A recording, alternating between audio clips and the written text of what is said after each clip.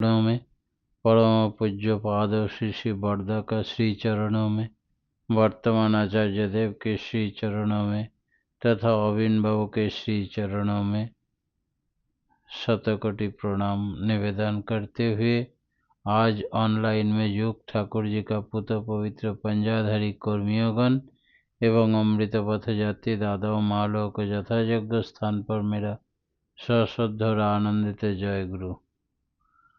परम प्रेमय परम दयाल श्री ठाकुर जी के काम में लगने से हम लोग को बहुत सारी अनुभव होता है। फील्ड वर्क करने में, डीपी वर्क करने में, कहीं ठाकुर जी का काम में घर से निकलने से ही ठाकुर जी हाथ पकड़ लेते हैं।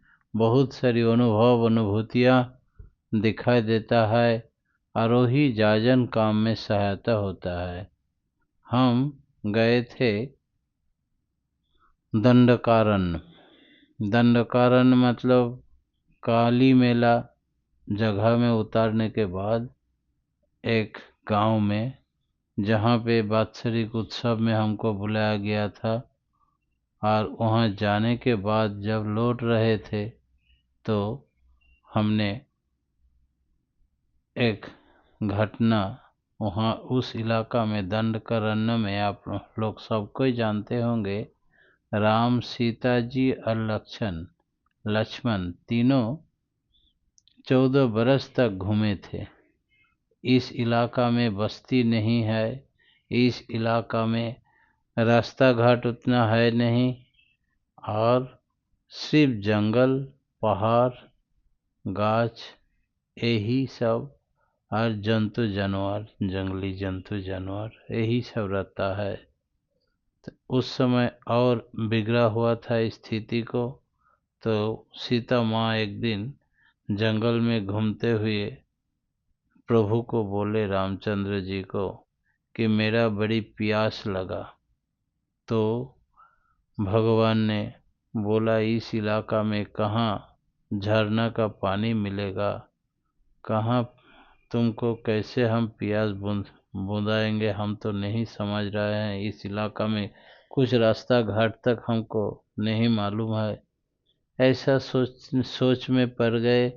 उस समय देखे एगो मयूर, वो भगवान का सेवा के लिए आग्रह दिखाया और आके बोले कि प्रभु, उनके भाषा में बोले, हमको तो आप फॉलो करते आइए और जंगल में हम आगे बढ़ते जाएं।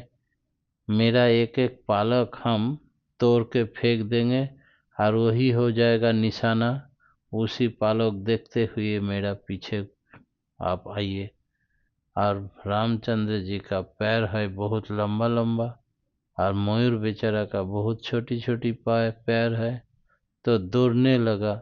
इतना दौड़ते हुए भी देखे कि प्रभु एक बार पैर आगे बढ़ाता है एक डेग, तो वो बेचारा को उड़ना पड़ता है, दौड़ना पड़ता है, थक जाते हैं। और मयूर ज़्यादा उड़ता नहीं, उड़ सकते नहीं। फिर भी ऐसा करके जंगल में जब आराल हो जाता है, देख नहीं पाता है, तो थोड़ा सा एगो फिर उनका पंखा तोड़ के फेंक देता है। ऐसा करके पूरा पंखा तोड़ दिया। और तोड़ने के बावजूद भी वो बेचारा जब पहुंच गए नदी के किनार, तब देखे कि सारी पंखा शरीर से निकल गया, कोई पंखा है ये नहीं। इस स्थिति में उनका सारा शरीर से खून बहा रहा है और बेचारा बहुत थके हुए हैं, लगता है कि अभी मर जाएगा। इस स्थिति में भगवान उसको गोदी में ले लिया और बोले, तुमको इतना त्याग करने का क्या जरूरत था? पहले फिर भी मेरा जीवन का क्या मूल्य है? इस जंगल में एक भगवान को कम से कम हम कुछ सहारा दे सके, इसी में मेरा जीवन धन्य है। तो भगवान बोले, देखिए, प्यार एक तरह से नहीं होता है, दोनों तरह से होता है।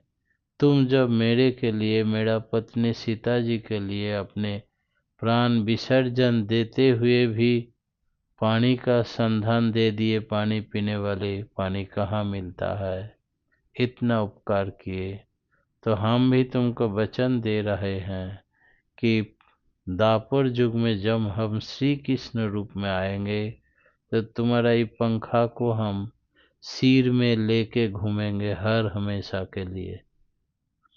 तो मयूर का ये पंखा लेके ही भगवान श्री कृष्ण जी आज तक घूमते रहता है, हम लोग सब कोई जानता है। लेकिन पीछे क्या कहानी है, भगवान रामचंद्र के रूप में जब आए थे, उनका उपकार, उनका प्यार का मूल्य देने के लिए भगवान ने वचन दिए थे, जिसके चलते आज तक भगवान ने उनका पूछ या पंखा को माथा में लेके घूमता है।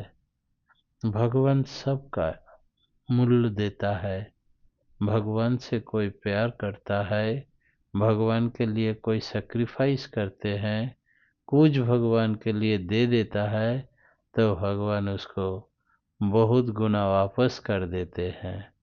भगवान लेके नहीं बैठता है। इसीलिए ठाकुर जी का यही कहना है कि जिनसे हम कुछ मांग लेते हैं, उससे 10 गुना उसको लौटा देते हैं इसी जन्म में, पर जन्म में और बहुत कुछ। तो ठाकुर जी किसी का खा के नहीं रहता है, लेके नहीं रहता है।